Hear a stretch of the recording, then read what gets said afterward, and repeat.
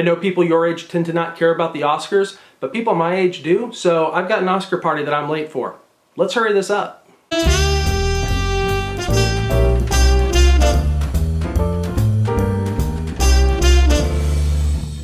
Hey everybody, it is CIT 12, this is week 8, and what can I say? It's going to be a fairly standard week for us this week.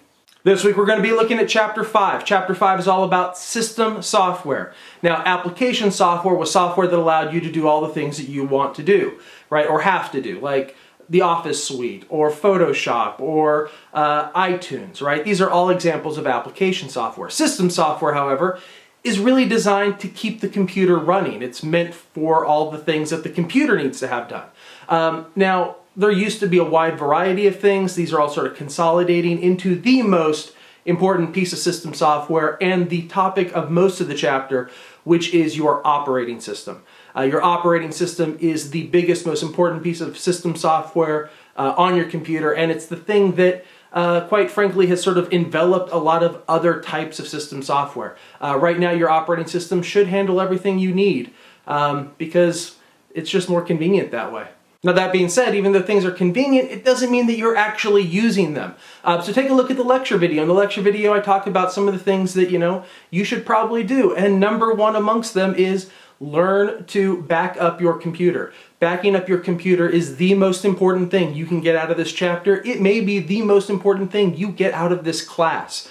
So be sure to check out the lecture video on backing up your system because you need to figure out how to do it. And it's built into the operating system now. It is easier than it has ever been in the past to back up your system, and yet I know from statistics most of you aren't doing it. Despite the fact that it's not a matter of when or if your hard drive will fail, it's a matter of when your hard drive will fail.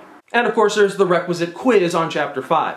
Now, in terms of your discussion, we're going to be looking at cloud storage. Cloud storage is sort of a big topic, but it's a few years old. There's a lot of people who are already doing it. However, I've discovered more and more often, especially when I do classes inside a lab, that students simply don't use it, that they use flash drives, which they often lose. I mean, by the end of a semester, if you look inside the drawer at the front of the class of any of our labs, they're just filled, wrist deep in USB drives that people have forgotten in the lab. And who cares about the flash drives? I mean, you can get them for $2 at Target, right? The flash drive is not the important thing. The important thing is what files were on those flash drives, what homework didn't get turned in. Like, that's the value there, right? And it's just being lost. Not to mention, they're a great way of transferring viruses. There's just a number of problems with USB flash drives. And so, cloud storage, saving stuff on the internet so that you can access it from anywhere in the world is a really, really brilliant idea. You can back up stuff there. There's a lot of things that you can do. The cloud is a great way to make things convenient, to collaborate, to share with others. Let's be honest, the cloud is also not a great place to keep secrets. And so you have to balance that a little bit. But I want you to take a look at a cloud storage solution this week as part of your discussion. You're going to be looking at Dropbox. There's a video right there in the week 8 folder you should check out that sort of describes in basic what Dropbox does. You can check out the site. There's lots of information. And by the way, Dropbox is just one. It happens to be one of the first that sort of made it very convenient for people to use cloud storage from their computers, their mobile devices, their smartphones, and anywhere. It's the one that I use, but that's really just because I started in the beginning and I never switched over. But Google Drive is probably even more popular, and Microsoft has their OneDrive product. If you use a different product already, feel free to talk about that one. This is sort of platform non-specific. You can choose whatever service you want. But if you don't know about any sort of cloud storage, if the idea of saving your homework on the cloud seems a little scary to you, check out Dropbox. You may actually be surprised that in a lot of ways it's safer there, assuming that you don't want to keep it secret. And as always with these types of things, I give you access to a video, I give you an access to a website where you can get information. If you do not want to sign up for an account, don't sign up for an account. This is not required as part of the class.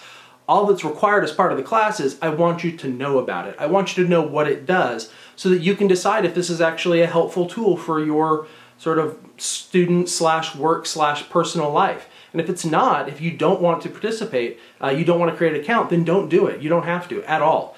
But but if you want to, you might want to try it out. It's actually super convenient, and yeah, you're probably not going to forget your homework on that flash drive that you left in one of our labs.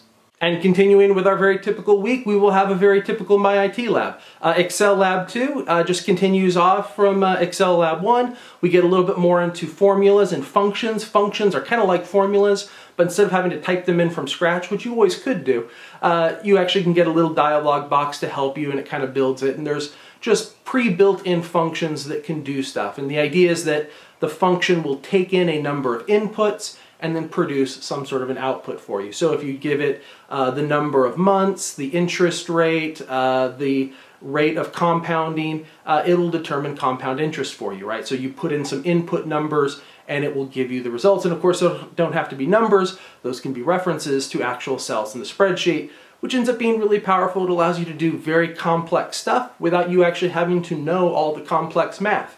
All you have to know is, what information do I need to give Excel in order to get out what I want? So anyway, that's Excel Lab 2. Check out the videos and enjoy.